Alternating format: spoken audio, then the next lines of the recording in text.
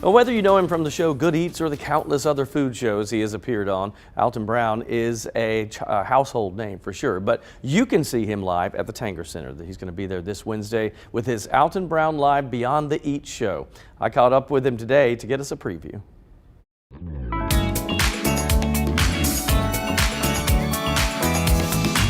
Alton, this sounds so cool. I mean, because when I was reading about this, I was hearing things like science and audience participation. I mean, what can we expect?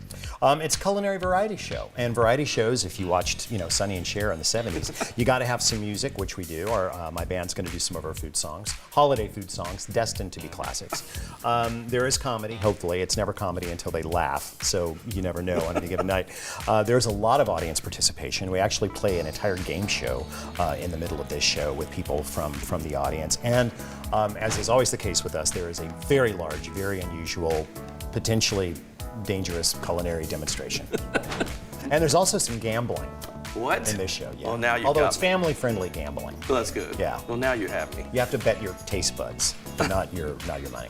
So when you were coming up with this, you and I were talking, and you said, originally we did this, this, and this, but then now you wanted to make it a little different. I wanted to holidify it. So yeah, Beyond the Eats is a tour that we did last fall and in the spring of this year, but I really wanted to do a holiday version of it. I always wanted to tour a holiday show because people are so nostalgic about food during the holidays. People are in a completely different mindset, and they tend to look for more family entertainment, which I hope that we provide.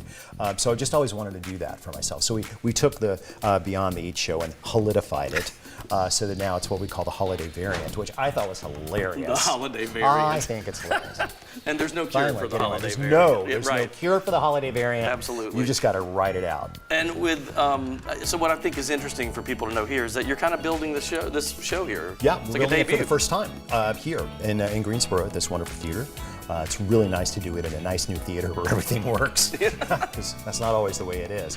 So we're here for 3 days. We're loading in today. We're going to build all day tomorrow and rehearse all day tomorrow, and then Wednesday we do the show.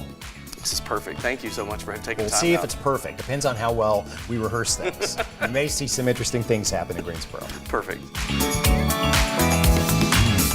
So the cool thing, at first I thought, I'm thinking, well, how do you do a food show at the Tanger, Right. And he said, no, this is he calls it a variety show. I love that he called it the holiday variant, like it's some part of COVID. Right? But so audience participation, he said a lot of people will be getting up on stage. He said, at your own risk, because you're going to be tasting and eating and smell. And then they do some holiday recipe type stuff. He's a musician too, which I didn't know that. So his band and he will perform as well. So there's lots of different pieces to this. It's not just him talking about food. Oh, and science.